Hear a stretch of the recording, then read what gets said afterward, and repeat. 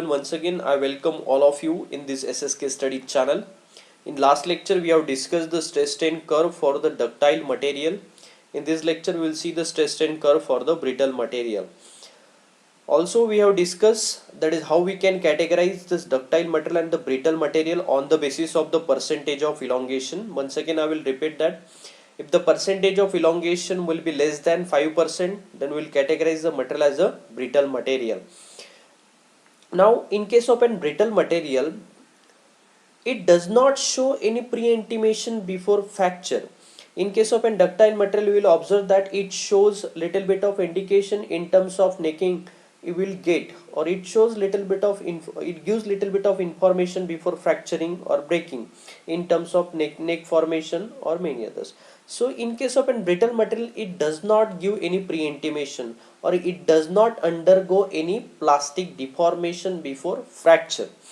So such a material it is categorized as a brittle material. If you take an examples of the brittle material, then we can categorize the bone, cast iron, ceramic and the concretes are the simple examples of the brittle material. Here I have shown one image. In this case one bar it is subjected to an tensile load. Now in case, let's suppose this bar, if it is made of a completely brittle material, if it is made of cast iron or the ceramic, then how it will fail in case of a tension test.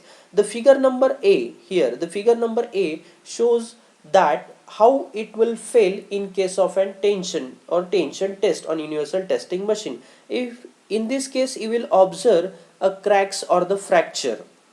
So if the cracks or the fracture, if such kind of cracks or fracture you will get in case of a tension test, then you can predict that the given material it is a brittle material, and it also means that it does not show any plastic deformation before failure.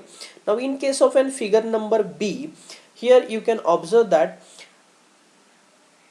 the little bit of plastic deformation before failure. Here you can observe that there is a formation of the neck before rupturing or before fracturing.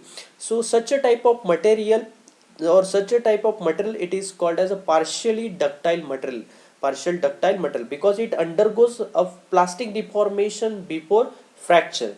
Now the same material, if you perform the tension test on the material, then if you observe the shape like this before fracturing, then such type of material it is called as a completely ductile material or simply ductile material.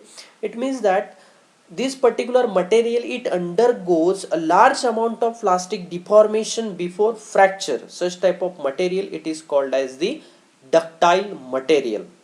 But brittle material does not undergo a plastic deformation, it does not show yield point, so it directly goes rupture or fracture. So let's see how the stress strain diagram will observe in this case. So here in case of an brittle material, we will plot once again the stress on y-axis and the strain on x-axis. Let's start with the 0 point. Initial point is 0 and will gradually increase the load. If you increase a load gradually, then in this case up to a point A, that we can call it as a proportional limit, that stress is directly proportional to the strain. It means that there may be a little bit of regain in size and shape up to an point A, that is called as an proportional limit. After further increase in the load, it will shows another point that is called as an elastic limit. Here the curve starts deviating up to a point B. It again there will be a regaining in little bit of size and shape, but it does not up to that level that we will observe in case of an ductile material. Now after further increasing in the load after a point B, then it will reaches up to a maximum strength point, that is C, that is its ultimate point.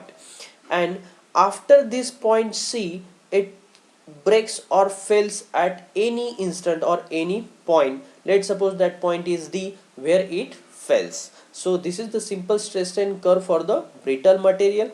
In this case you does not observe any yielding point because brittle material does not show any yielding or the plastic deformation. After elastic point you will find out the maximum ultimate point, and after that you will find out the maximum, that is after that you will find out the failure or the fracture point. So this is the simple stress strain curve for the brittle material. Area under the complete curve, it is called as the modulus of toughness, and area under the curve up to an elastic, up to a proportional limit, is it is called as the modulus of resilience.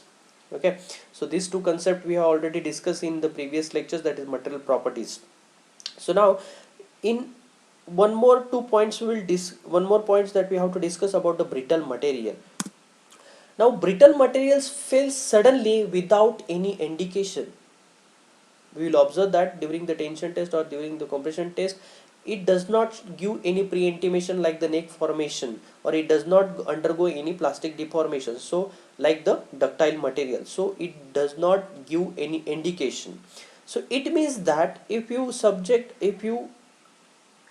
give a tensile load on a brittle material, then these materials are weak in tension, but these materials are very strong in compression, very strong in compression. This, like cast iron or ceramic, these particular materials are very strong in compression. That it means that it sustain maximum amount of compressive load than the tensile load.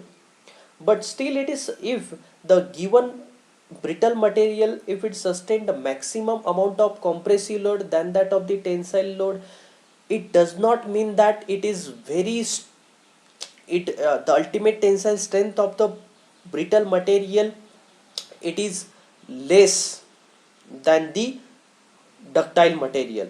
The ultimate tensile strength of the brittle material is higher than the ultimate tensile strength of the ductile material. So this is all about the stress strain curve for the brittle material. In upcoming lecture we will see the how the yield point it is obtained in case of an stress strain curve for ductile material.